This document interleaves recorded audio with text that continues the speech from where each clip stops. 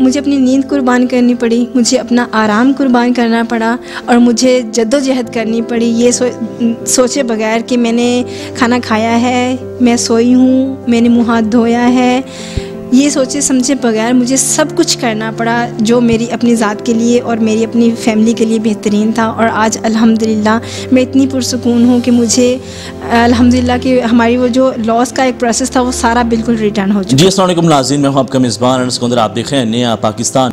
नाज़रीन मेरे साथ मौजूद हैं समन अब्बास, जिनकी एक मोटिवेशनल कहानी है। इनकी कहानी कुछ इस तरह है कि आज से कुछ साल पहले इनके जो हस्बैंड हैं उनको कारोबार के अंदर करोड़ों रुपए में लॉस हुआ और उसके बाद इनको काफ़ी मुश्किलात का सामना करना पड़ा। लेकिन नाज़रीन जो समन अब्बास हैं ये अपने शोहर का सहारा बनी और 2000 से कारोबार स्टार्ट किया और माशाल्लाह आज लाखों रुपए में अर्निंग कर रही हैं, आज लाखों रुपए कमा रही हैं। नाज़रीन ये किस तरह मुमकिन हुआ कि 2000 से कारोबार स्टार्ट करना, घर से कारोबार स्टार्ट करना और आज वही कारोबार दूसरे मुल्कों तक जा पहुंचा है। तो नाज़रीन इनसे गुफ्तगू का आगाज़ करते हैं और ये जानने की कोशिश करते हैं कि ये हौसला कहाँ से आया, ये आइडिया किसने दिया कि आज ये घर बैठ के लाखों रुपए कमा रही हैं और घर का सिलसिला चला रही हैं। जी अस्सलाम वालेकुम। वालेकुम अस्सलाम। जी सबसे पहले बहुत शुक्रिया अदा करना चाहूँगी कि आप तशरीफ़ लेकर आए और आप मेरी आवाज़ लोगों तक पहुँचाने का एक जो है वो ज़रिया बन रहे हैं। जी बिल्कुल ऐसा ही है। जब मैंने काम स्टार्ट किया तो मैंने इन्वेस्टमेंट की सोच नहीं की कि मुझे इतनी ज़्यादा इन्वेस्टमेंट चाहिए और उसके बाद मैं जो है वो काम स्टार्ट करूँ, या मेरा काम तभी स्टार्ट होगा जब मेरे पास बहुत ज़्यादा लाखों करोड़ों रुपीज़ होंगे। जस्ट मैंने फ़ील किया कि मेरे अंदर एक ऐसा जज्बा है या मेरे अंदर एक ऐसा करेज है जिसके ज़रिए मैं बहुत कुछ कर सकती हूँ, या फिर मेरे अंदर कोई ऐसा स्किल है जिसको मैं यूटिलाइज़ करके एक अच्छा अर्न कर सकती हूँ। और आपको पता है कि इस दुनिया में जीने के लिए पैसा इंतहाई ज़्यादा ज़रूरी चीज़ है, जिसके बगैर मुश्किल हो जाता है जीना भी और रहना भी, और ख़ासतौर पे रिश्ते भी जो है वो आपसे दूर हो जाते हैं। तो मेरे हस्बैंड का जब लॉस हुआ तो हमारे लिए बहुत लम्हा फ़िक्रिया था, बहुत बुरे हालात थे, क्योंकि यंग एज में इतना ज़्यादा लॉस हो जाना और फिर लॉस भी ऐसा जो कि लोगों का पैसा इन्वेस्टमेंट किया हो, यानी कि लोगों से लोन लेकर उधार लेकर दोस्तों से रिश्तेदारों से, तो वो इन्वेस्ट किया हो और वो फिर आपका लॉस में चला जाए, मीन्स कि वो भी आपके हाथों से निकल जाए, तो ये बहुत ज़्यादा मुश्किल सिचुएशन होती है। ऑफ कोर्स आप भी समझ सकते हैं और सब मेरे व्यूवर्स भी जो है वो अंडरस्टैंड कर सकते हैं।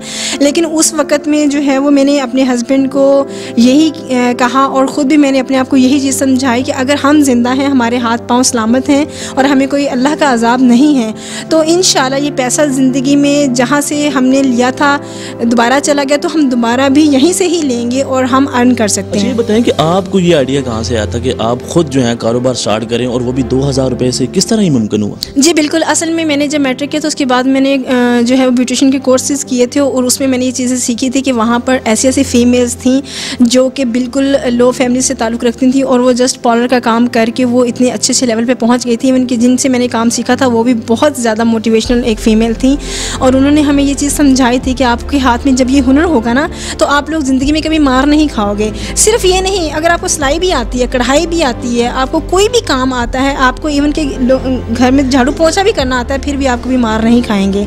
तो लाइक फिर इस तरह से मैंने ये सोचा कि मैं सब कुछ मैं कर सकती हूँ। मेरे पास कोई और ऑप्शन ही नहीं था, क्योंकि मैं बाहर नहीं जा सकती थी, अपने छोटे छोटे बच्चों को नहीं छोड़ सकती थी, अपने हस्बैंड को इस हालात में अकेला नहीं छोड़ सकती थी, और मेरी कोई जॉइंट फैमिली भी नहीं थी लाइक मैं कि फैमिली के अंदर अपने बच्चों को या हस्बैंड को छोड़ के मैं चली जाऊँ। तमाम का तमाम जो कारोबार किया, घर बैठकर ये कारोबार स्टार्ट किया था? जी मैंने घर बैठ के ही किया और विदाउट इन्वेस्टमेंट किया। मेरे पास जस्ट ओनली 2000 रुपीज़ थे, जिसके मैंने जो है वो एक लोकल दुकान से जाके मटेरियल ख़रीदा और फिर उसको अपने फॉर्मुलेटेड तरीके से उसको मैंने यूटिलाइज़ किया और मैंने फ़ेस वॉश बनाए जो कि वाइटनिंग फ़ेस वॉश थे, वो मैंने बना के खुद अपने ऊपर मैंने ट्राई किया। जब मुझे लगा इसका रिज़ल्ट आउटस्टैंडिंग है तो फिर मैं कॉन्फिडेंटली मैं जो है जिन लोगों को मैं जानती थी मैं उनके घरों में गई और जाके इसकी मार्केटिंग की। जी मार्केटिंग मतलब मैंने स्टार्ट में यही कहा कि आप इस फेस वॉश को यूज़ करके देखें, आपको आउटस्टैंडिंग रिजल्ट मिलेंगे और अगर आपको रिजल्ट नहीं मिलता तो आप मुझसे ही अपने पैसे वापस ले लीजिए। और फिर जब उन्होंने यूज़ किया तो उनको इतने अच्छे रिजल्ट मिले कि उन्होंने मुझे कहा कि हमारे लिए कोई क्रीम भी बनाओ। फिर मैंने क्रीम बनाई। फिर मुझे ये हुआ कि हमारे लिए स्ट्रेच फीमेल के जो स्ट्रेच मार्क्स होते हैं उसके लिए हमें क्रीम चाहिए, फिर मैंने वो बनाई। तो मेरी हर प्रोडक्ट के रिजल्ट इतने ज़बरदस्त मिलते गए उनको कि वो लोग मुझे मज़ीद ऑर्डर देते गए और मेरा बिज़नेस अल्हम्दुलिल्लाह जो है वो आज 2 साल हो चुके हैं, बहुत ज़बरदस्त चल रहा है। बताएं कि ये किस तरह मुमकिन हुआ कि 2000 में आपने कारोबार स्टार्ट किया, घर से आपने कारोबार स्टार्ट किया और आज आप एक्सपोर्ट कर रही हैं, ये किस तरह? अल्हम्दुलिल्लाह। इस तरह से देखें, मेरी बात सुनिए, हम 1 रुपये में 1 रुपये को अगर हम 2 रुपये में चेंज कर सकते हैं ना, तो मतलब हम ईच एंड एवरीथिंग कर सकते हैं। आज भी अगर मेरा भाई कोई भी जाके 2 रुपये की 2000 की चीज़ किसी दुकान से उठाए और उसको जाके कहीं पे 4000 की सेल कर दे, तो समझ लो उसने बिज़नेस स्टार्ट कर लिया है। वो बिज़नेस कर भी सकते हैं और अर्निंग भी कर सकते हैं। मेरा भी सिर्फ यही था कि अगर मैंने 2000 को 4000 में कन्वर्ट करने में कामयाब हो गई हूँ, तो इट्स मीन कि मैं अब आगे जंप कर सकती हूँ। फिर जो है वो मैंने जब वो मेरा 2000-4000 में कन्वर्ट हुआ, तो मेरे अंदर मज़ीद करेज आया। फिर मैंने वो 3000 यूटिलाइज़ करके उसको 6000 किया। फिर मैंने 5000 को यूटिलाइज़ करके 10,000 किया। अच्छा, इस सारे कारोबार को ग्रो करने में कितना अर्सा लगा?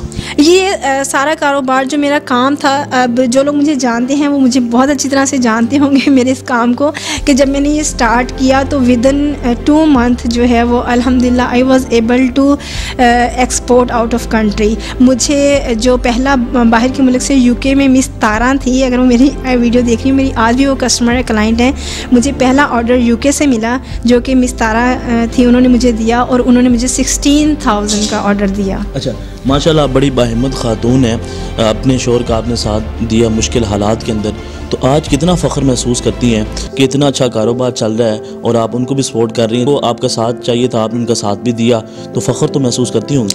अल्हम्दुलिल्लाह। और मैं हर औरत को इस दुनिया में कहना चाहती हूँ, अगर आप जीवन साथी हैं तो जीवन साथी अपने आप को समझिए, ना कि बोझ।